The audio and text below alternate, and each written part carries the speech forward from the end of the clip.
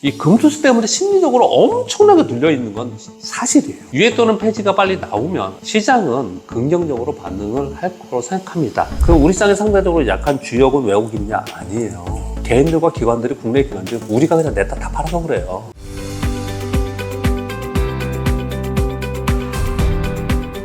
네, 여러분 안녕하세요. 반갑습니다. 거의 이제 연말 막바지로 가고 있잖아요.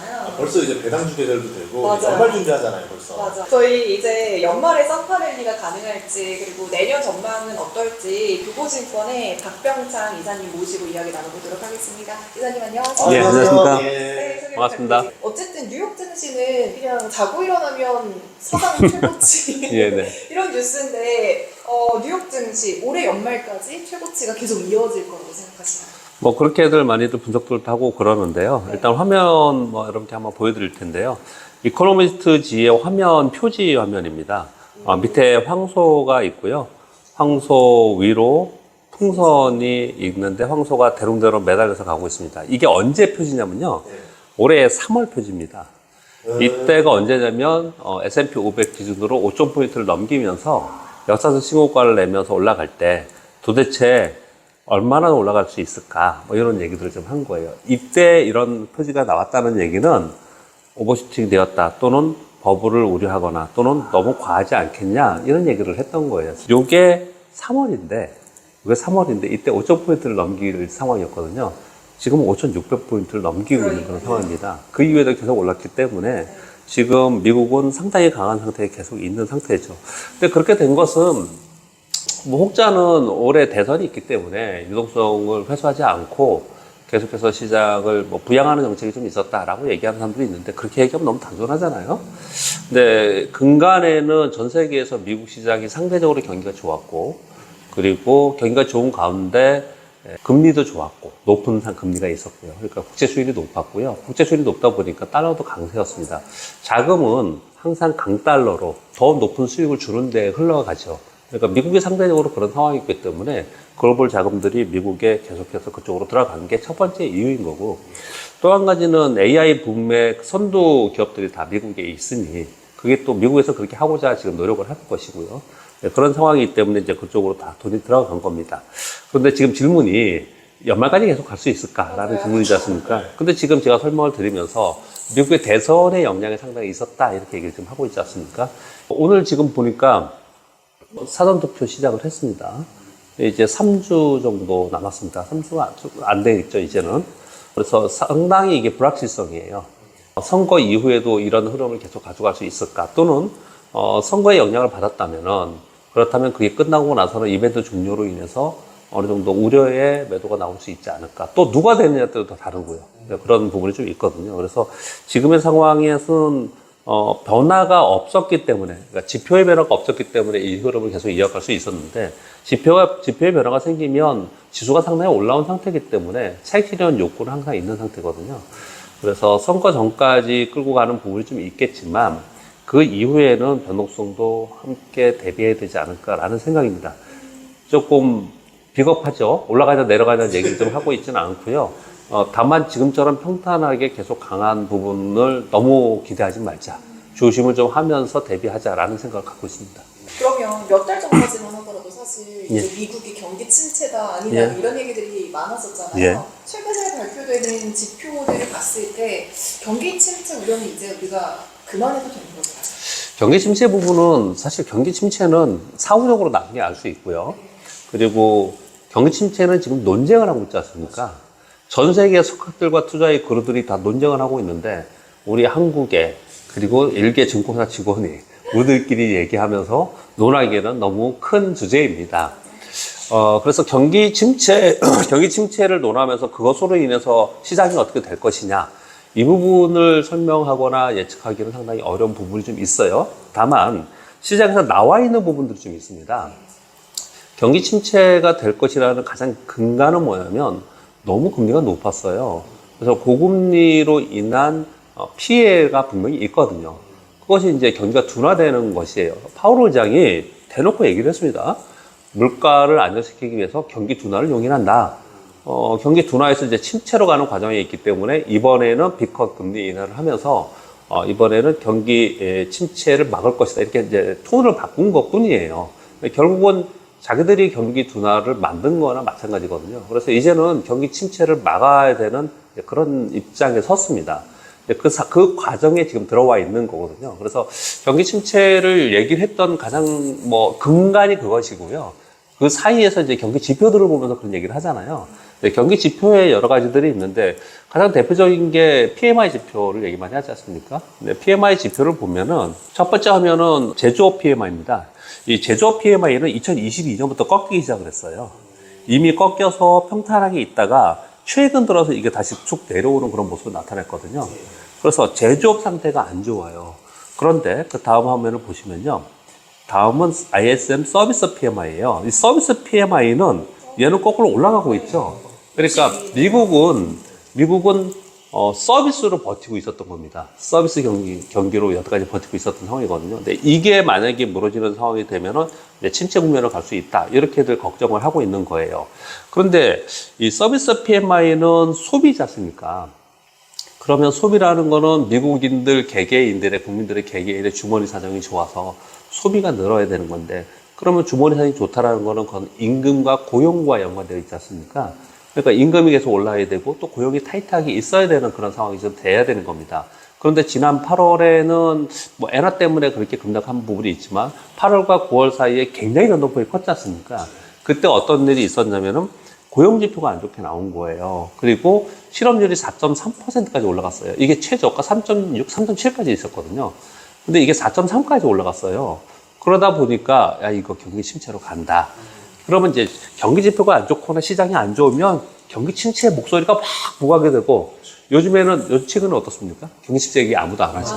아무도 안 합니다. 지금 쏙 들어갔어요. 시장에서 올라오니까. 그렇거든요. 근데 쏙 들어간 이유를 또 설명을 좀 드리면요.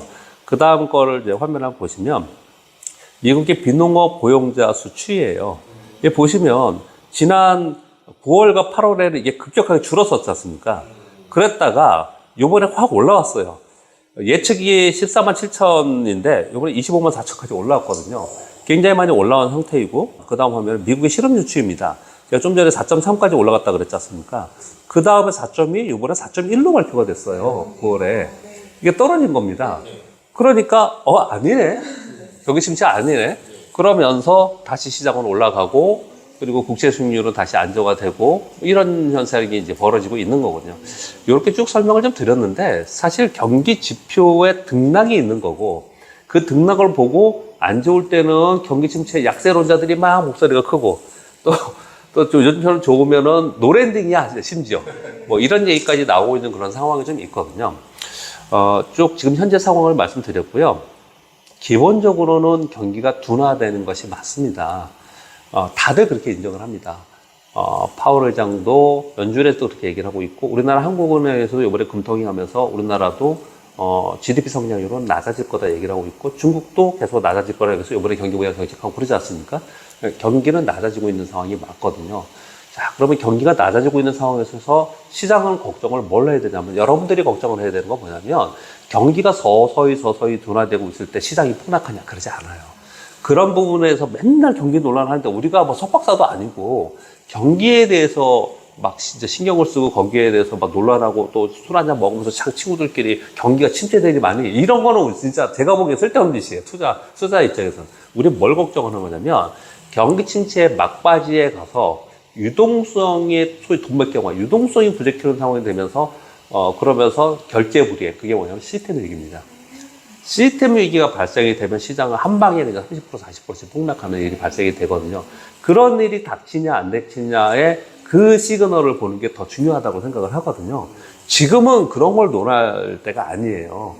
그래서 다들 어떻게 얘기하냐면 그냥 다른 사람들의 얘기를 빗대서 저도 거기에 숟가락 얹어서 이렇게 말씀을 드려보면은 경기는 둔화되고 있다. 그런데 그것이 침체로 가서 위기까지 되는 그런 상황까지 갈 거냐 안 갈 거냐는 잘 모른다. 그래서 약세론자들은 이렇게 얘기합니다. 경기 침체 가는 건 맞아. 그렇지만 이번에 아주 심하지는 않고 살짝 가지 않을까? 요런 얘기를 해요. 자신 없으니까 그런 얘기를 하는 거예요. 왜냐면 모르잖아요, 그거를요. 모르잖아요. 그렇게 얘기를 좀 하고 있는 거고요. 그러니까 모두 인정하는 건 뭐냐면은 경기가 둔화되는 건 맞다. 이후에 침체에서 시스템 위기까지 가냐 안 가느냐 여기에 달려 있는 거군요. 근데 그건 너무 복잡합니다. 일본의 금리 정책, 미국의 금리 정책, 미국의 대통령이 누가 되느냐, 지정 리스크가 어떻게 되느냐, 이런 거에 다 달려 있는 건데, 그걸 지금 함부로 얘기할 수 있는 상황은 아니거든요. 그래서 저는 어떻게 생각하냐면, 경기가 돌아가는 과정 속에 있다. 그런데 이게 침체에서 위기 상황까지 가지 않고 막아내는 정책이 있느냐 없느냐를 우리 투자자들은 곰곰이 잘 이제 뉴스플로우를 잘 봐야 되는 거고, 그것이 잘 진행이 된다면 시장은 빠졌다 올라갔다 하는 거니까. 근데 우리가 감당하지 못하는 거는 폭락을 감당하지 못하는 거잖아요. 근데 폭락하는 상황이 어떤 시그널이 되면은 일어날까? 이 부분이 굉장히 중요한 것 같은데, 지금 질문 주시지 않았는데 너무 복잡하게 소결론을 내야 되니까 제가 여러분께 꼭 말씀드리고 싶은 거는 두 가지의 상황이 되면은 그런 상황이 될 것 같아요. 하나는 뭐냐면요. 그런 얘기 많이 들으셨죠? 방송 많이 하시니까. 장랑의 금리차가 역전이 됐다가 정상화가 되면은 경기 침체된다. 맞아요. 이런 얘기 하잖아요. 그런 논리가 어딨어요. 근데 왜 그런 논리가 나오냐면 과거에 그랬다는 거거든요. 과거에 그랬던 이유는 왜 그러냐면 10년 만기 국채 수익률과 2년 만기 국채 수익률을 장단기 금리차를 하지 않습니까? 근데 2년 만기 국채 수익률이 훨씬 높아서 이게 역전이 됐다는 얘기는 금리를 그만큼 많이 높였다는 얘기고, 금리를 급격하게 떨어뜨리면서 얘를 떨어뜨리면은 얘가 정상화가 되는 거잖아요. 금리를 급격하게 떨어졌다는 얘기는 경기가 급격하게 위축이 되면서 침체가 됐다는 얘기예요. 즉 경기 침체가 됐기 때문에 정상화가 된 거지, 장단기 금리차가 정상화가 돼서 이게 된 게 아니에요. 그리고 또 한 가지는 뭐냐면 10년 만기하고 2년 만기 국채 수익률이 역전되었다가 꽤 오랫동안 거의 2년 역전되었었잖아요. 그러다가 지금 정상화가 된 게 한 1, 2개월 됐는데, 정상화 되고 나서 곧바로 경기 침체가 과거에 왔었냐? 아니에요. 시차가 6개월에서 12개월 이상 있었습니다. 그래서 그 사람들은 어떻게 얘기하냐면은 요번에 한 2개월 됐거든요. 장단기 금리차 정상화가. 그러니까 지금부터 한 12개월 텀을 봐서 내년에 경기 침체 온다. 이렇게 얘기를 하거든요. 그건 역시도 너무 긴 얘기예요. 그래서 여러분께 제가 딱 간단한 팁을 드리면, 우리 3개월 물도 있습니다. 3개월 물도 있거든요. 3개월 물하고 10년 만기 국채 수익률하고 비교는 잘 안 하는데, 10년 만기 국채 수익률하고 3개월 말에 국채 수익률 있잖아요. 요게 지금은 역전되어 있는 거거든요. 지금 여러분 잘 아시죠? 미국의 10년 만기 국채 수익률이 4% 아래 떨어졌다 지금 4% 정도 됩니다. 그리고 2년 만기가 지금 3.9 정도 됩니다. 그러니까 이제 정상화가 되는 거예요. 그런데 3개월 물은 얼마입니까, 지금? 4.64예요. 그러면 이건 역전되어 있는 상황이잖아요. 그런데 3개월 물이 급격하게 수익률이 떨어지는 상황이 되면은 10년 만기 빼기 지금 4잖아요. 4 빼기 지금 4.6이잖아요. 그럼 마이너스 0.64 아닙니까? 이게 3개월 물이 급격하게 빠지면서, 그러면서 이게 정상화가 되잖아요. 그러면 그거는 시차를 안 두고 곧바로 경기 침체에 들어갑니다. 그럼 왜 그러냐면요. 3개월, 우리 이제 금융회사에 있기 때문에 저희는 체감적으로 아는데, 단기물의 수요가 많아진다는 얘기는 먼 미래에 대해서 자신이 없는 거예요. 그냥 단기적으로만 자금을 운용하고 돈을 쥐고 있는 겁니다. 그래서 3개월물이 급격하게 금리가 떨어지는 건 위험 신호예요. 그냥 그런 신호, 그러니까 3개월물이 갑자기 툭툭 떨어진다. 야, 그럼 위험하다. 이렇게 생각하자는 거예요. 우리는 아까 말씀드린 우리가 경기에 대해서 공부하는 석박사도 아니니, 아카데믹한 그런 걸 생각하지 말고 3개월물이 떨어지는 거를 보는 게 첫 번째 중요하다고 생각하고요. 또 한 가지는 BOJ에서 지금 금리 인상을 하고 싶어 하지 않습니까? 그래서 일본의 정치권도 그렇고 뭐 금융권도 그렇고 모두 다 일본은 비정상 국가였기 때문에 정상 국가로 되고 싶어 해요. 그래서 금리를 마이너스 금리에서 제로 금리가 됐었고, 요번에 25bp 금리 올려서 0.25지 않습니까? 0.25에서 뭐 1% 가까이 정상으로 만들고 싶어 해요. 그러면 금리가 올라가면 엔화가 강세가 되잖아요. 이건 여러분 다 아시잖아요, 이제 상식적으로. 그걸 다, 예전에 이거는 뭐 경제학과 다른 사람들이 공부했는데, 요번에 주식시장 하는 사람 다 알지 않습니까? 그런데 엔화가 급격하게 강세가 되고, 일본의 금리가 올라가면, 여러분 다 아시는 무슨 얘기 하는지 알겠죠? 캐리 작업이 회수가 되는 거예요. 근데 캐리 작업이 완벽하게 회수가 되지 않는다 하더라도, 전체적으로 글로벌 유동성이 이 시장을 우리 빼놓고 전 세계 시장을 역사적 신고 지수를 다 경신하게 이렇게 만들어 놨는데, 그 중에서 우리 그냥 평범하게 생각해 보자고요. 캐리 작업을 쓰고 있는 사람이 있는데, 일본의 저금리에서, 제로금리에서 썼단 말이에요. 그런데 미국은 4%가 넘었어요. 4.5%였어요. 그랬는데 얘는 떨어뜨린대. 또는 얘가 떨어지면서 빅테크나 이런 엔비디아 투자하고 이런 투자를 했단 말이에요. 근데 여기 수익률하고 또 여기에 금리는 떨어져. 얘는 오른데 그러면 아직까지도 물론 그 금리 차는 굉장히 크지만 여전히 내가 이쪽에서 갖고 있고 이쪽에 갖고 있다면 나중에 점차로 수익률이 줄어드는 거잖아요. 그러면 다 정리하지 않는다 하더라도 계속 정리하고자 하는 욕구가 생기는 게 아닙니까? 그게 글로벌 유동성을 줄이는 거거든요. 글로벌 유동성이 줄어드는 순간에 어느 날 갑자기 어느 한쪽에서 갑자기 돈이 부족해. 그러면 그 돈을 메우기 위해서 다른 것들을 팔아. 이게 이제 시스템 위기가 발생이 되는 거예요. 그래서 일본이 금리를 급격하게 올리면서 이제 정상화되려는 노력을 하면 할수록 글로벌 시장에는 굉장히 안 좋은 겁니다. 위기에 갈 가능성이 있어요. 제가 보기에 그 다음에 중국 문제도 있고 미국 문제도 있는데 제가 보기에는 내년에 있다면 이 두 가지만 계속 조심하시면서 이런 일이 닥치면은 나는 무조건 빠져나온다. 그것만 생각하시면서 시장에 있으시면 어떤가 그렇게 말씀을 드려보겠습니다. 그럼 앞으로 우리가 미국 증시에 투자할 때는요, 뭐 통화 정책도 이제 바뀌었고, 예. 또 지정학적 리스크 여전히 있고, 이제 실적 시즌이잖아요. 여러 가지 요인이 있을 텐데, 뭐가 가장 중요할까요? 근데 항상 이제 투자할 때는 기간으로 나눠야 되는데요. 지금은 제일 중요한 게 실적 시즌이니까 실적이죠. 근데 지금 미국은 당장도 여러분 투자하시니까 도움이 될 말씀을 드려야 되는데, 저는 어떻게 보냐면 미국은 지수가 올라와 있잖아요. 주가도 많이 올라와 있지 않습니까? 그 얘기는 뭐냐면 눈높이가 높아졌어요. 그 눈높이를 정당화하고 충족시킬 수 있는 실적이 나와야 되잖아요. 그래서 미국은 실망할 가능성이 저는 더 높다고 봅니다. 개인적인 생각도 그렇지만 월가의 자료들을 보면 제가 그냥 생짜로 생각할 수는 없잖아요. 자료들 많이 보잖아요. 이게 보면은 우려가 더 많아요. 기대보다. 그 눈높이를 충족시킬 수 있느냐의 문제고 ASML 폭락한 거 보세요. 그게 왜 그러냐? 이번 3분기 실적 좋게 나왔습니다. 컨셉보다 높게 나왔고 다 좋게 나왔어요. 근데 가이던스가 안 좋게 나왔지 않습니까? 물론 충격적인 가이던스가 나오긴 했지만 기본적으로 생각한 눈높이라는 게 있는 거거든요. 여러분 제일 많이 갖고 계시고 제일 많이 이제 고민되시거나 아니면 궁금해하시는 엔비디아가 지난번에 빠질 때 뭐라고 얘기했습니까? 이익률이 이제 둔화된다는 얘기를 하는 거잖아요. 피터 린치나 이런 투자의 구루들의 책들을 여러분 보시면은 성장률을 투자할 때 성장률이 가장 적합한 성장률은 한 30에서 40% 정도 성장하는 OP 마진이 이런 기업들이 제일 성장률이라고 얘기를 해요. 근데 엔비디아가 몇 퍼센트 났습니까 지난번에? 70에서 80%예요. 그럼 도대체 앞으로 얼마나 가려고 해요? 90% 100% 영업이 OP 마진이 남습니까? 아니잖아요. 그러니까 이제 앞으로 이게 둔화되면서 75%에서 70%, 60%, 50% 이런단 말이에요. 여전히 수익은 좋아요. 그러나 그게 둔화되는 거잖아요. 근데 주가는 정말로 희한하게 그로서 전체가 커진다 하더라도 그 기울기가 줄어들면은 그걸로 인해서 주가는 빠지거든요. 그렇게 얘기를 하거든요. 미국은 지금 그런 걸 걱정해야 될 상황이에요. 그래서 저는 단기적으로 미국은 단기적으로 제일 중요한 건 실적 시즌. 우리나라도 그렇고 미국도 그렇고 실적 시즌인데 일단 주가가 상당히 올라와 있는 상태이기 때문에 그걸 충족시킬 수 있느냐의 문제에 있기 때문에 사실 기대보다는 우려를 조금 하는 편이다 이렇게 생각을 하고요. 우리나라는 반대로입니다. 우리나라는 기대치가 저 밑에 있어요. 삼성전자 보세요. 14조 얘기하다가 12조 얘기하다가 10조 7천억 얘기하다가 10조 3천억, 10.3조 얘기했는데 실제로 9.2조 나왔잖아요. 그리고 나서 6만 원 안에서 빠졌다 올랐다 지금 계속 그러고 있죠. 계속 그러고 있지 않습니까? 이게 만약에 저 위에 있었으면 어떻게 했을까요? 폭락했습니다. 우리나라는 지금 저점을 찍냐 안 찍냐의 문제에 있어요. 우리나라. 그러니까 반대예요. 일단 단기적으로 질문을 주신 거에 제가 말이 좀 많죠. 질문 주신 거에 답변을 드리면은 단기적으로는 당연히 실적이 중요한 거고요. 그 다음에는 지금부터 내년까지 제일 중요한 건 대선입니다.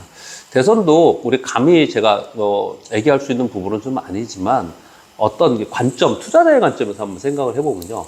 과거에 트럼프 전 대통령이, 지금은 트럼프 후보고, 트럼프 대통령이 되면은 주식시장 폭락하고 경제가 무너질 거다 그랬잖아요. 근데 아무 일 없었죠. 그 사이에 아무도 없었지 않습니까? 그러니까 요번에도 뭐라고 얘기하냐면, 해리스가 되던 트럼프가 되던 미국 경제는 오늘 자료들 보니까 설문조사를 블룸버그에서 했던데, 인플레이션율은 연율 한 2.2%, GDP 성장률 한 2% 되지 않겠냐, 이런 얘기들 좀 하고 있어요. 그런데 저는 그렇게 생각하지 않았습니다. 누가 되느냐에 따라서 완전히 다를 것 같다 생각합니다. 누가 더 좋다 나쁘다까지는 얘기 못 하겠지만, 그 리스크와 그 정책에 따른 리스크는 엄청나게 큽니다. 특히 우리나라는 더 그렇고요. 그렇기 때문에 리스크는 사실은 경제적인 측면에서 보면 트럼프에 더 있어요. 리스크는 더 있습니다. 그래서 누가 되느냐에 따라 굉장히 많이 다르고, 그리고 중국이 지금 경기부양 정책 하잖아요. 마지막에 제가 우리나라 시장에 기회가 지금 생겼는데, 그 한 축이 지금 중국이거든요. 근데 중국이 요번에 금융정책과 재정정책을 같이, 금융정책은 발표를 했는데 재정정책은 한다만 말만 했어요, 지금. 그런 상태인데 중국 시장이 막 폭등하고 이랬지 않습니까? 이렇게 됐던 이유는 미국이 금리 인하를 하는 과정에 있었기 때문에 시너지가 이루어질 수 있는 거거든요. 그런데 한이 많으니 지금 계속 싸우고 있는, 논쟁을 하고 있는데, 저는 어떻게 생각하냐면 지금보다 훨씬 강한 경기 부양 정책이 나올 거라고 생각합니다. 근데 왜 지금 아직 안 나오고 있느냐? 미국의 대선 불확실성이 있는 거죠. 미국의 대선이 누가 되느냐에 따라서 거기에 맞춰서 맞춤형 정책이 나와야 되지 않습니까? 저는 그래서 기다리고 있다고 생각하거든요. 그만큼 미국의 대선은 무지하게 중요하다. 그래서 지금 미국의 대선을 앞두고 있는 상황이기 때문에 저는 또 이걸 어떻게 표현을 하냐면, 저도 이제 우리 교보증권의 교보TV를 일주일에 한 번씩 제가 하거든요. 월요일날 이렇게 하는데, 거기에 이제 질문들을 막 올려요, 댓글에. 그냥 그 라이브 방송이라서 댓글에 그냥 대답을 이렇게 하는데, 그 질문을 제일 많이 해요, 지금. 그럼 뭐라고 대답을 드리냐면, 이번 미국의 대선은 불확실성이 제가 보기엔 더 크다. 그러니까 누가 되느냐 안 되느냐 둘 중에 하나니까 그게 불확실성이 아니고, 이들이 정책이 있지 않습니까? 정책 플러스는 상당히 있다. 제가 좀 전에 바이든 대통령 전에 전 트럼프 대통령 때 아무 일도 없었지 않았냐고 말씀드렸잖아요. 그러니까 이번에도 아무 일도 없을 거야 라고 생각하면 안 된다. 저는 그렇게 좀 생각을 해요. 지금 보니까 박빙이었다가 지금 트럼프가 좀 우세이거든요. 지금 우세로 좀 가고 있어요. 여러 가지 정책을 지금 얘기를 하고 있지 않습니까? 뭐 맨날 관세 정책 얘기를 하는데, 이것을 시장에서 어떻게 받아들일까? 시장이 이미 많이 올라와 있어요. 근데 시장에서 뭔가 싫어하는 정책들이 강하게 내놓는 뭔가가 있다. 그렇다면 시장은 그걸 빌미를 잡을 수가 있어요. 차익 실현 빌미도 될 수 있거든요. 그래서 저는 어떻게 말씀을 좀 드리고 있냐면, 대선 전에 이번 실적 발표 시즌 동안에 미국 시장 많이 올랐잖아요, 종목들이요. 그러면 좀 버퍼를 두자. 이것도 좀 약간 비겁하게 변명하는 겁니다. 다 팔자 이렇게 말은 물론 못하겠고, 위험 관리하자 말은 못하겠고, 전체가 있다면은 그 중에 조금이라도 내가 좀 팔아서 현금을 들고 있으면 다시 살 기회가 오지 않을까. 이렇게 저는 생각을 하고 있습니다. 이게 지금 올해에선 제일 중요한 거고요. 그리고 내년에는 집권 1년 차가 되니까, 집권 1년 차에 미국의 정책 나올 거고, 중국의 정책 나올 거고, 일본도 다양한 정책이 있을 거고, 그런 정책에 따라서 달라지겠죠. 그래서 내년에는 정치 영향력이 훨씬 더 커질 것 같아요. 그것이 좀 달라질 거기 때문에, 내년 일은 좀 내년에 생각하시고, 지금 연말까지는 그런 관점에서 좀 보셔야 되지 않을까 생각합니다. 지난주에 또 FOMC 회의록도 발표가 됐잖아요. 그래도 보니까 만장일치로 비컷을 했던 게 아니더라고요. 거기에다가 또 9월 CPI는 약간 또 반등하는 모양새를 보였는데, 이런 상황에서 연준이 또 추가 금리를 할지 안 할지에 대한 부분이 좀 궁금해요. 요즘에 좀 전에 아까 경기 지표 보여줬지 않습니까? PMI나 이런 것들이요. 그리고 고용 지표들. 그러니까 이제 노래 능력이 나오면서 이번에 금리나 하면 안 된다, 또는 동결해야 된다, 이런 다시 인플레이션이 또 고개를 들 수 있다, 이런 얘기를 하지 않습니까? 그런데 저는 금리 인하를 할 거라고 생각합니다. 금리 인하를 할 거라고 생각하는데, 그거는 화면을 보면서 좀 말씀 좀 드려볼게요. 항상 미국은요, 전쟁도 선전포고 하고 하잖아요. 이 경제 정책도 선전포고를 딱 합니다. 중간중간 다 얘기를 해주거든요. 왼쪽에 있는 화면 먼저 볼 건데요. 왼쪽에 있는 화면은 잭소노 미팅입니다. 잭소노 미팅에서 파월 의장이 정책 조정의 시간이 왔다. 가야 할 방향은 명확하다. 인플레이션 상승 위험은 이미 감소했고, 고용에 대한 하락 위험이 증가했기 때문에 가야 할 방향이 명확하다. 이게 뭐예요? 가야 할 방향이 명확하다는 얘기는 이제 금리 인하 하겠다라고 잭소노 미팅에서 얘기했습니다. 그리고 9월 FOMC 회의에서 50bp 비컷을 했지 않습니까? 그러면서 전도표에는 올해 추가로 50bp나 내년에 100bp나 이렇게 전도표가 나와 있는 상황이에요. 이 상황 속에서 일단 전도표 잠깐 먼저 볼게요, 그러면요. 맨 왼쪽에 있는 게 2024년 올해입니다. 이게 4에서 5% 사이에 지금 대부분의 점들이 가 있지 않습니까? 그런데 2025년도에는 3에서 4% 사이에 대부분 점이 있잖아요. 제가 노란색으로 표시를 하고 그랬는데, 그 다음에는 해는 3% 근처에 있고, 그 다음에는 3% 근처에 있고, 그 다음에는 3% 근처에 있잖아요. 요거는 맨날 바뀌니까 이게 맞냐 안 맞냐를 우리 너무 따지지 마요. 가만히 보면 막 그런 거 따지는 분들 있는데, 그런 거 따지지 말고요. 왜 이런 생각을 했냐를 생각해 보는 거예요. 여기서 중요한 포인트는 뭐냐면 몇 퍼센트냐가 중요하지 않아요. 제가 볼 때는. 요번에 2번 할 거냐, 내년에 4번 할 거냐, 이런 게 중요하지 않고요. 내년에는 3에서 5, 4% 사이에 있고, 그 다음에 2026년, 27년, 28년을 봤더니, 그 다음에는 밑으로 가지 않죠. 멈추네요. 예, 멈춰 있잖아요. 이게 저는 제일 중요하다고 생각합니다. 이게 제일 중요해요. 금리를 예전처럼 많이 내려가지 않을 거라는 거예요. 그래서 뭐라고 얘기했냐면, 아까 그 화면에 다시 가시면, 요번에, 빨간 거치로 제가 써놨는데, 그걸 FOMC 회의에서 중립금리는 이전보다 높을 것이다. 라는 코멘트를 강하게 했습니다. 중립금리가 예전보다 높아야 되는 이유가 있어요. 왜 그러냐면, 여전히 실업률이 4.0에서 4.0%, 4.0으로 뭐 실업률이 좀 높아질 거라고 생각하지만, 여전히 견조하다라는 걸 얘기 좀 하고 있는 상황인 거고, 그리고 경기 부분도 GDP 2.1에서 2% 지금 얘기를 하고 있다고 아까도 말씀드렸지 않습니까? 2% 수준을 계속 유지를 하고 내년에도 2% 정도 수준을 유지한다. 그러면은 아주 높은 것도 아니지만 뭐 아직 이게 또 아주 낮은 것도 아니에요. 그러면 거기에 맞는 중립 금리를 계속해서 유지해야 되는 거거든요.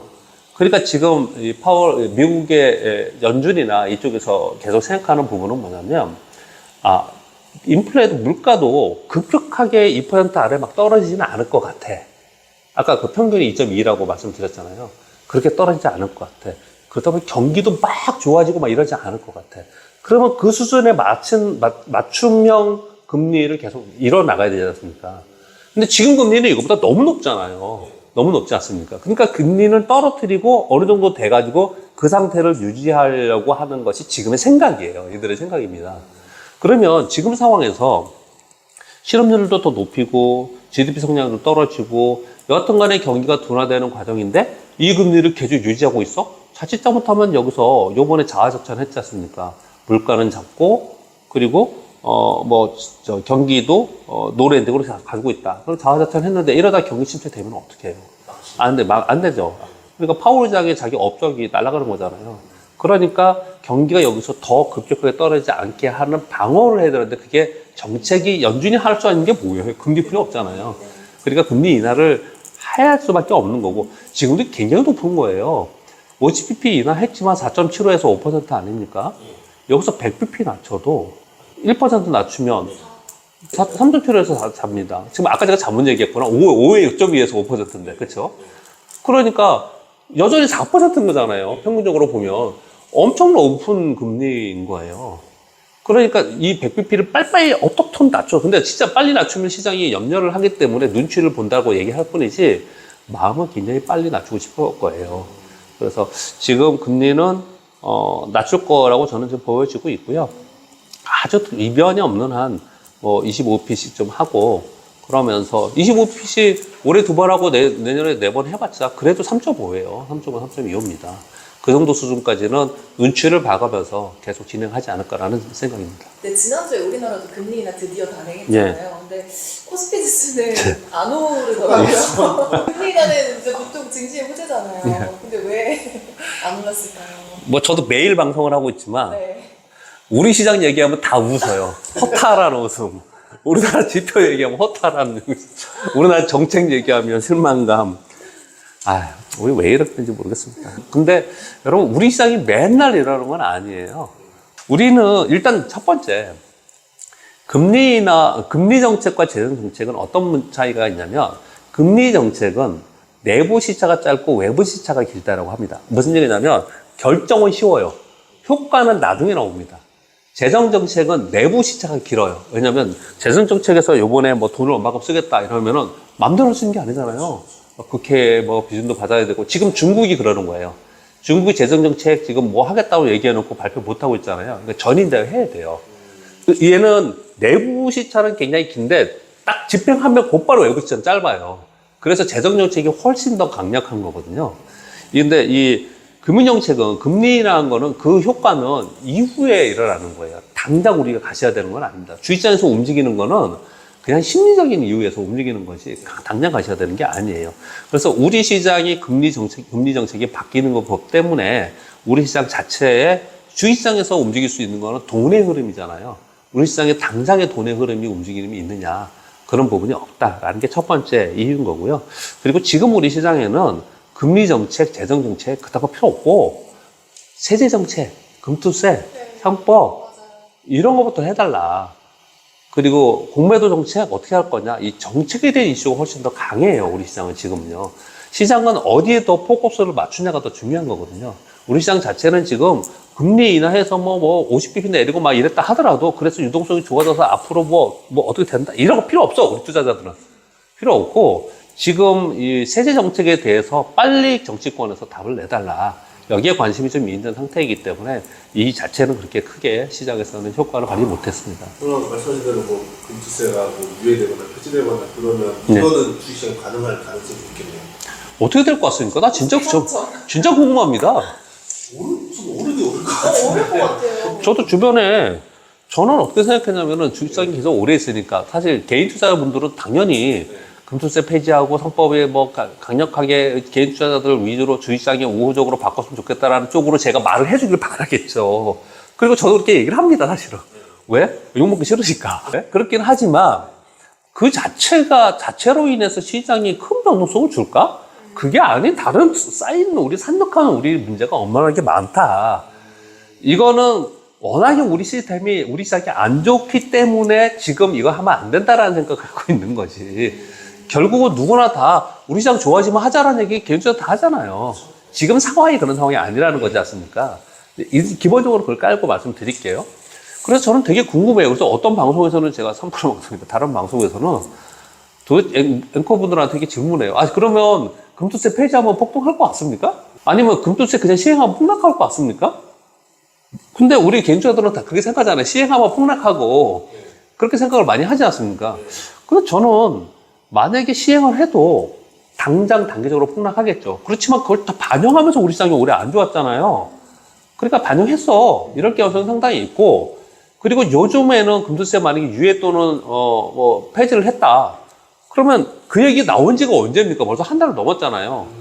그런 거 반영했어. 이럴 수도 있다고 생각이 들어요. 그런데 결론. 제가 주변에 저도 하도 궁금해서 주변에 지점장들, 후배 지점장들한테 좀 전화로 돌려서 물어봤어요. 그래서 물어봤더니 다들 뭐라고 했냐면 폭등하죠. 이렇게 얘기하더라고요. 그러니까 우리 시장에는 여의도에서는 이 투자자들이 이 금투세 때문에 심리적으로 엄청나게 눌려있는 건 사실이에요. 사실이에요. 그래서 아까 두 분 말씀하신 대로 유예 또는 폐지가 빨리 나오면, 그게 나오면 시장은 긍정적으로 반응을 할 거로 생각합니다. 근데 그게 어느 정도 막 진짜 중국처럼 그렇게까지 반응을 할지, 어떻게 반응할까지는 우리가 모르지만 시장에는 긍정적으로 일단 심리가 회복이 되는 거기 때문에 긍정적으로 반응을 할 것 같습니다. 주식 투자는 심리니까요. 왜 사람들이 야, 금투세 폐지 안 될 것 같아 라고 한참 얘기했던 여름에 다 도망가자라고 했고, 그리고 여러분들이 잘 모르시는 부분들은요, 실제로 그 대형 사모펀드에 있는 자금들이나 그리고 보통 한 뭐 몇십억에서 몇백억 하는 투자자들 많아요. 특히 뭐 젊은 투자자들 많이 있고요. 여기 계시는 분들 중에도 있을지 모르겠지만 그런 분들이 이미 많이 빠져나와 있어요. 네, 벌써가 아니 이미 여름 전에 다 빠져나왔어요. 일단 다 빠져나와서 미국 가서 하든지 아니면 미국 가기 싫은 사람들은 현금 들고서 지금 대기하고 있습니다. 상당 부분 그것으로 인해서 자금은 빠져나가 있는 상황이고 그게 어떻게 될지를 지금 지켜보고 있는 상황이에요. 근데 지금 우리나라도 개인 투자자들이 국내 주식시장에 대한 그런 생각도 별로 안 좋지만 네. 외국인 투자자도 상당히 많이 빠져나가고 예, 있잖아요. 그건 또 왜 그런 걸까요? 요즘에 외국인들이 삼성전자 계속 팔고 있지 않습니까? 한 11조 정도 팔고 있는데, 그리고 연속 일수로 25일. 오늘도 제가 좀 전에 보니까 팔았더라고요. 26일 연속 판 거는 역사적으로 최장, 맨날 신기록을 해오는 거예요. 우리 시장도 신기록. 최고치 계속 검진할 때. 예. 삼성전자의 최장 매도입니다. 외국인들의 매도. IF 때도 더 한 거예요? 네. 그런데 떠난다고 표현을 하셨잖아요. 네. 외국인들이 7월 말까지 24조 원을 순매수했습니다. 7월 말까지. 어제 그저께까지, 오늘이 16일이니까 어저께까지 외국인들이 얼마를 팔았냐? 8월부터 12조를 팔았어요. 절반 정도를. 그래서 올해 전체를 보면은 외국인들은 얼마냐? 플러스 12조입니다. 지금 수면수가. 외국인들이 왜 이 얘기를 왜 드리는지 이해되시겠죠? 외국인들이 7월까지 24조 원이나 샀어요. 어마어마하게 샀습니다. 어떤 걸 샀을까요? 삼성전자, 하이닉스. 삼성전자의 거의 대부분 삽니다. 삼성전자의 지분이 올라가 있는 상태에 있어요. 거기에서 글로벌리 자금을 일부 대부분 그 대형 펀드들은 자금을 좀 빼고 있거든요. 워런 버핏도 많이 뺀다고 하잖아요. 지금 빼고 있거든요. 그런 빼는 과정 속에서 만약에 이머징을 빼고 이머징에서 한국을 빼고 한국에서는 뭘 뺍니까? 삼성전자를 뺄 수밖에 없는 거고 거기에 삼성전자가 바보짓을 요즘에 하고 있지 않습니까? 그러니까 삼성전자에 더 심하게 지금 빼는 거고 그 삼성전자 위주로 빼는 거예요. 다른 데서 빼는 게 아니고 그러다 보니까 우리 시장에서 지금 외국인들이 빠진다라고 보시면 될 것 같고 저는 이제 거기 덧붙여서 올해 우리 시장이 전 세계 시장이 역사 신고가 내고 난리를 치는데 우리 시장은 계속 약했잖아요. 그 우리 시장이 상대적으로 약한 주역은 외국인이냐? 아니에요. 아닙니다. 개인들과 기관들이 국내 기관들이 우리가 그냥 냈다 다 팔아서 그래요. 우리 개인 투자자들이 올해 전체적으로 얼마 정도 팔았느냐? 1월 1일부터까지 전체는 6.5조인데요. 7월 말까지는 16조를 팔았어요. 16조를 팔아서 그러면은 기관 투자가나 아니면 큰 손들처럼 대기 자금을 있었냐? 아니에요. 16조를 그대로 다 미국에 갔습니다. 서학개미로 네. 다 이제 나스닥에서 그대로 다 갔습니다. 미국이 그렇게 좋을 수밖에 없어요. 우린 어마어마하게 갔잖아요. 우리만 갔을 것 같습니까?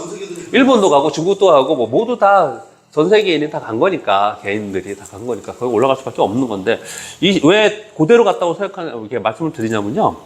미국의 우리나라의 자금 개인 투자자들의 자금의 유출입을 보잖아요. 그럼 미국 시장에 들어간 자금이 딱 요거예요. 딱 요겁니다. 15. 이만큼이 그대로 네, 그대로 갔어요. 그대로 갔어요. 그래서 대부분 국장을 떠나서 아직도 국장하냐 이런 얘기 하잖아요. 떠나서 대부분 근데 잘한 거예요 결과론적으로. 대부분 다 엔비디아에 제일 많이 갔고요. 테슬라, 애플, 뭐 아마존 데 많이 갔습니다. 엔비디아 제일 많이 갔고요. 그쪽으로 거의 대부분 갔어요. 시장은 주식시장은 머니게임의 장이라 그러잖아요. 돈에 의해서 움직이는 거거든요. 제가 뭐 늘상 쓰는 표현이 있는데 돈이 100이에요. 100이 있는데 외부로부터 10이 더 들어오면 사이즈가 커지는 겁니다. 시장이 올라가는 거예요. 공기가 더 들어가면. 근데 똑같이 100분이 없는데 10이 나가버렸어. 들어오는 돈은 없어. 그러면 빠지는 겁니다. 이거는 풍선이 쪼그라드는 거예요. 우리 시장에는 계속 쪼그라드는 거예요. 그냥 개인들은 계속 빠져나갔죠. 그러면 개인만 빠져나갔냐? 아니, 국내 기관도 다 빠져나갔어요. 국내 기관도 전체적으로 보면은 올해 연간으로 보면 한 5.6조 정도 팔았거든요. 5.6조 정도 팔았고요. 그리고 7월 말까지는 한 6.5 정도 팔았어요. 최근에 밑에서 조금 사기 시작을 한 거거든요. 계속 팔았습니다. 국내 기관도. 제일 많이 판 건 개인이었고. 그걸 외국인들이 사는 거를 이들이 계속 판 거예요. 그러면서 시장이 계속 눌러져 있는 상태거든요. 그러면 지금은 보세요. 지금은 그동안에 계속 판 개인, 계속 판 기관이 이제 우리 시장은 좋을 거야 그러면서 우리 시장을 사느냐. 물론 매수 지금 있어요. 한 1개월 동안 이들이 사긴 했는데 좋아서 샀냐. 그렇지는 않다라는 거예요. 그러면 신규로 매수 자금이 들어오지 않은 상태에서 그동안에 계속 매수해줬던 외국인들은 나가. 개인과 기관들의 신규 자금이 들어오지 않고 있어. 그러니까 시장은 계속 힘이 없을 수밖에 없는 거고요. 뭔가 좀 약간 이 사람들 심장을 뜨겁게 할 만한 이벤트가 없다는 얘기예요. 맞습니다. 지금 우리 시장은 모멘텀만 딱 뭐가 나오면 그래서 지금 너무 아쉽습니다. 밸류업이든 아니면 뭐 금투세든 뭔가 좀 다 건드려주면 우리 시장의 모멘텀이 좀 이 불씨를 살 수 있는 기회는 생겼어요. 좀 이따 다시 말씀드리고요. 그런데 그런 게 너무 없으니까 답답한 거죠. 그러니까 지금 질문은 이제 외국인들 왜 이렇게 나갈까요? 라는 질문이었으니까 엉뚱한 얘기 계속 하면 안 되니까 그런 말씀 좀 드려보면 외국인들이 우리 시장이 나빠서 우리 시장이 이제 계속 안 좋을까 그래서 우리 시장을 내리파는 거냐가 아니니까요. 그런 게 아니고 계속 우리 시장에 상반기 7월까지 계속 샀어요. 그 비중이 있는 상태였고 그 비중의 일부가 나가는 거고 그 중에서 삼성전자가 제일 바보짓을 하니까 삼성전자 집중적으로 원래 삼성전자 샀고 삼성전자에 집중적으로 나가는 과정에서 있는 거거든요. 그래서 그 비중이 어느 정도 삼성전자 비중이 아까 제가 보니까 정확히 수치 계산을 못 하겠는데 56에서 52%가 줄었나? 그렇거든요. 이 삼성전자를 최저가 48인가 49였어요. 비중이, 외국인들의 비중이. 그러니까 50 아래로 잘 안 떨어질 개연성이 상당히 있습니다. 그 외국인들의 매도가 삼성전자가 저점을 형성하거나 삼성전자가 뭔가 좀 변화가 생기거나 이런 상황이 되면은, 외국인들의 매도를 좀 줄어들 개연성이 좀 있거든요. 그러니까, 외국인들이 한국이 미워서 그냥 이제 한국은 안 되겠다. 내가 딱 우리 개인들처럼 팽개치고 그냥 나가느냐. 그런 상황은 아니다. 외국인들은 그냥 전체적인 시장에서 비율대로 움직이잖아요. 패시브 자금들이. 그런 과정 속에 있는 것이라고 생각합니다. 그럼 단기적으로는 우리 국내 주식시장의 모멘텀은 또 3분기 실적이 아닐까 싶어요. 아까 눈높이가 낮다고 말씀하셨잖아요. 예. 근데 예상 밖의 어닝 서프라이즈 나오면 이게 또 코스피 지수에 소재가 되지 않을까요?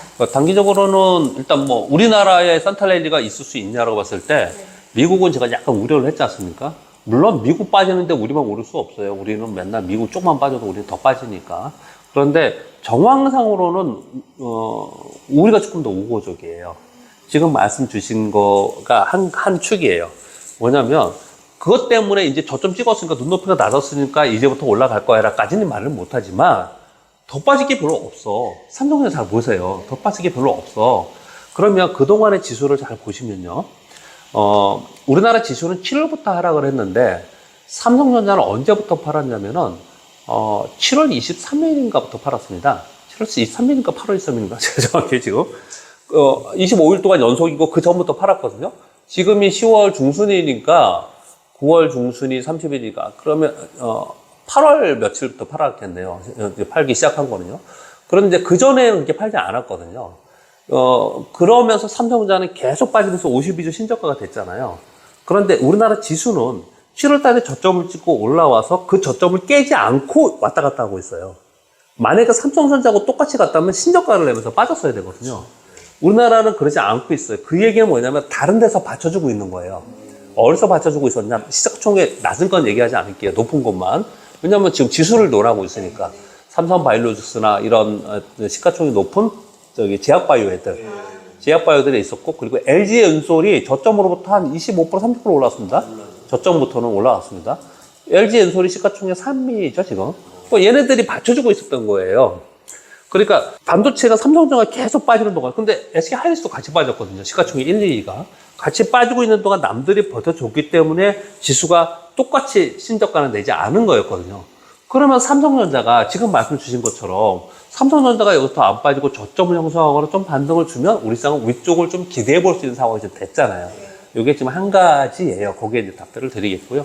근데 거기에 덧붙여서 말씀을 드리겠습니다. 연말에 우리한테 한번 기대할 수 있느냐 없느냐는 왜 기대할 수 있겠느냐라는 거를 좀 말씀드리고 싶은데 자꾸 이제 그런 전파를 좀 하고 싶어요. 저랑 친한 분들이 뭐 이런 유튜브나 이런 방송에 맨날 하시는 친한 분들 좀 있는데 제가 한 번은 형님 다니면서 맨날 시장 안 좋다고 그러고 맨날 좀 그리 좀 말하고 이 경제는 심리인데 물론 거짓말 하는 건 아니지만 또 인기가 또 있다 보니까 그냥 온 데 가서 나쁘다 그러니까 사람들이 다 나쁘다고 생각하지 않냐.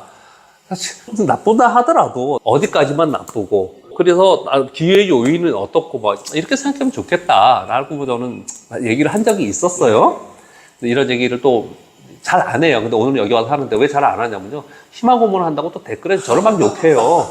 그래서 그런 얘기를 잘 안 하는데 분명히 기회 요인이 있습니다. 그걸 제가 오늘 아까 제가 뭘 주의해야 되느냐 두 가지 얘기했지 않습니까? 하나는 10년하고 3개월하고 또 하나는 엔화. 이걸 꼭 말씀드리고 싶었고요. 또 한 가지 오늘 말씀드리고 싶은 핵심을 좀 말씀드리고 싶은 게 뭐냐면요. 우리한테 왜 기회가 생겼냐 가만히 생각해 보세요.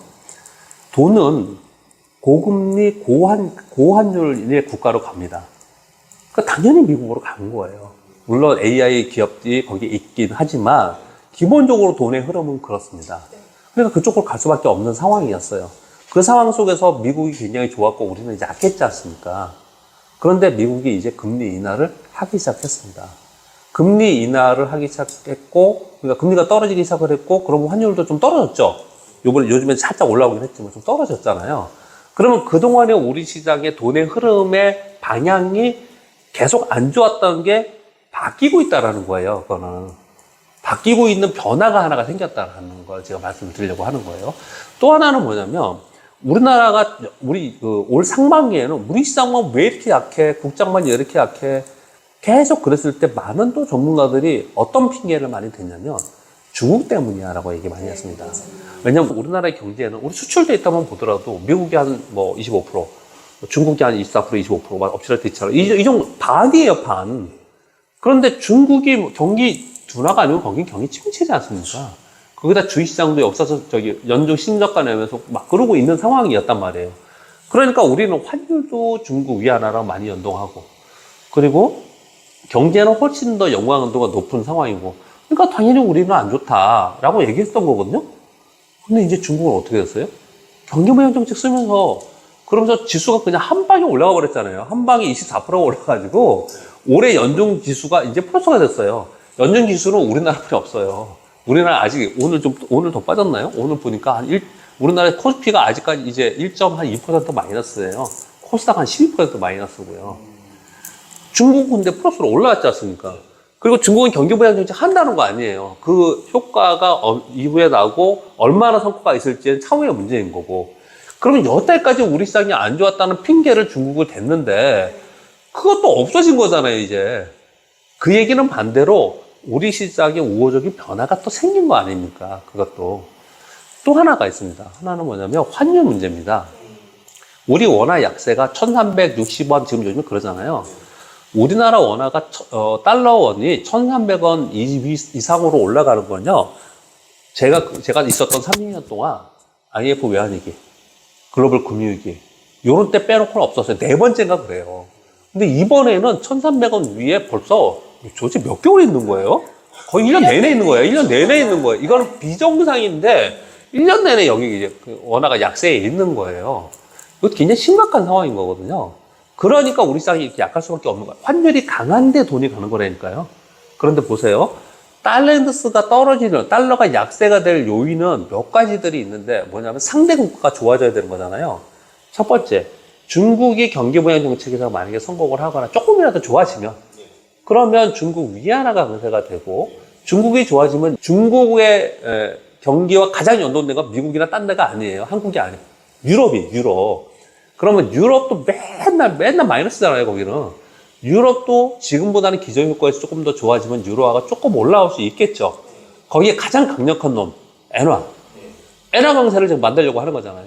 그러면 이 세 가지가 있으면 달러인덱스는 저절로 떨어집니다. 그러면 우리 원화 강세가 되는 거예요. 원화 강세가 되면 외국인들 입장에서는 환차 이익을 바라볼 수 있는 환경이 조성되는 거거든요. 이런 환경이 지금 제가 세 가지만 말씀을 드렸는데, 거기에 우리 내부적으로는, 삼성전자 얘기하고 주가 얘기를 했는데, 요런 정도를 살펴보면, 시장의 매크로 환경은 가만히 제 얘기 들어보면, 그럴 수 있을 것 같지 않으세요? 바뀌었어요, 환경이. 우리 시장에도 기회를 엿볼 수 있는 상황이 있긴 있단 말이에요. 그런데, 여전히 자신도 없고 여전히 돈이 빠져나가고 여전히 우리 시장은 안 된다 그래요. 왜요? 여기에 모멘텀은 뭔가 불을 지펴줘야 되는데 그게 없어. 그것에 가장 우리가 기대하고 있는 게 지금 세법과 관련된 세제 정책과 그리고 밸류업 정책에 좀 강력하게 뭔가 해줬으면 좋겠다라는 거예요. 근데 밸류업 정책이 나와서 진짜 덧포했죠. 진짜 비판해야 되는데 우리 밸류업 지수 나오고 나서 관련돼서 ETF 만든다고 그랬거든요. 그렇죠. 지난번에 9월 30일 기준이었나요? 마지막 기준에. 그래 놓고 지수 나왔잖아요. 그리고 ETF 곧바로 따라서 10월에 나온다 그랬는데 오늘 신문 여러분 보시면은 그때 나오자마자 밸류업 지수의 구성 종목 잘못 만들었다고 막 그랬죠. 그래서 이사장이 나와서 죄송합니다 그랬죠. 그리고 지금 리밸런싱 한다고 그러거든요. 나오자마자 구성 종목을 다시 만든다는 거예요. 그래서 그 작업을 지금 하고 있대요. 언제까지? 12월 달에 한다는 거예요. 그래서 ETF는 12월 그게 만들고 나서 이후에 나온다는 거예요. 제가 단적인 하나 말씀을 드리는 거예요.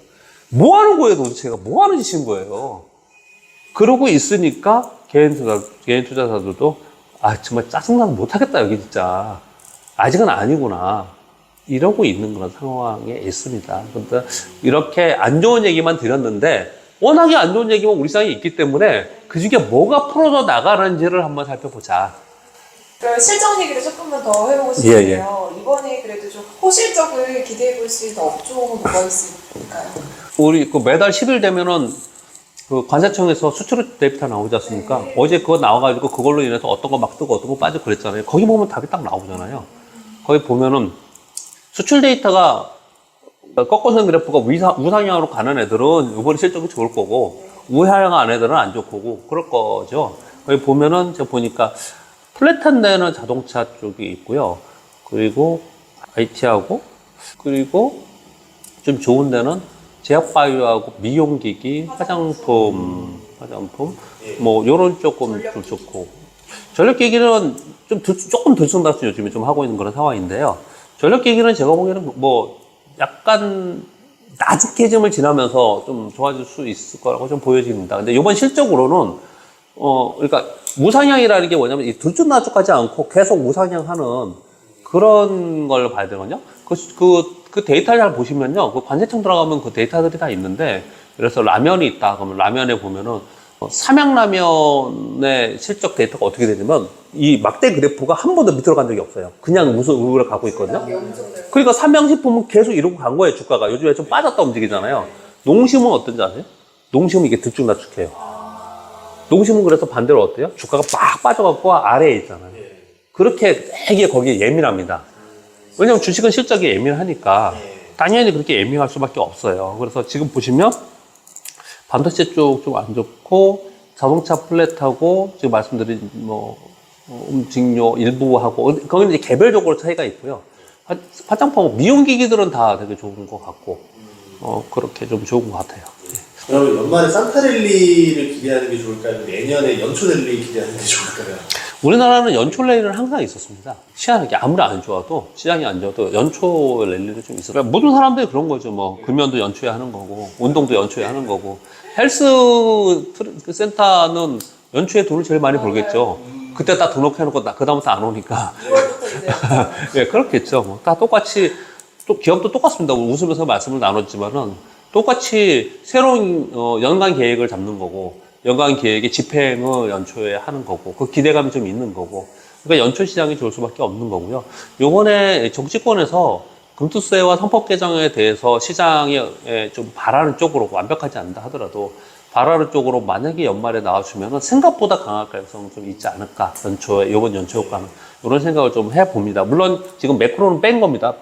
되게 안타까운 것 중에 하나는 뭐냐면 항상 시장은요, 타이밍이 굉장히 중요한데 남들 좋을 때 우리도 좋은 게 나와서 같이 따라가고 남들 안 좋을 때는 뭐 우리도 좀 같이 안 좋고 이래야 되지 않습니까? 근데 지금 전 세계가 다 좋았잖아요. 우리 미국만 얘기할게요. 미국 개 좋았잖아요. 근데 제가 계속 오늘 뭐라고 얘기합니까? 미국은 지금 변동성 우려가 좀 있어요. 불확실성 우려가 좀 있어요. 근데 우리는 좀 기회율이 좀 생겼다 그랬잖아요? 이러다가 미국이 안 좋으면 뭐 그냥 꽝이에요. 그냥 자칫하면 그렇게 돼버린다고요. 그래서 빨리 했어야 돼요. 그거를. 그래서 저도 여러 방송에서 의외로 정치권에 계시는 분들 방송 되게 많이 봅니다. 그리고 금융기관에 계시는 분들, 뭐 금융위 감독원 분들도 방송, 우리 유튜브 방송 다 봅니다. 그래서 맨날 할 때마다 얘기했어요. 이게 타이밍이 중요하다. 근데 아직도 안 하고 있어요. 아직도 안 하고 있어서 실제로 그거에 대한 걱정은 있습니다. 그거에 대한 걱정은 있지만, 지금 현재 상황에서는 우리 시장에 상대적으로 좀 우호적인 기운은 좀 있는 것 같습니다. 제가 보기엔. 그래서, 일단, 우리 개인주자들은 맨날 금투세 얘기를 하는데, 밸류업을 얼마나 강력하게 할 것이냐, 밸류업 정책을.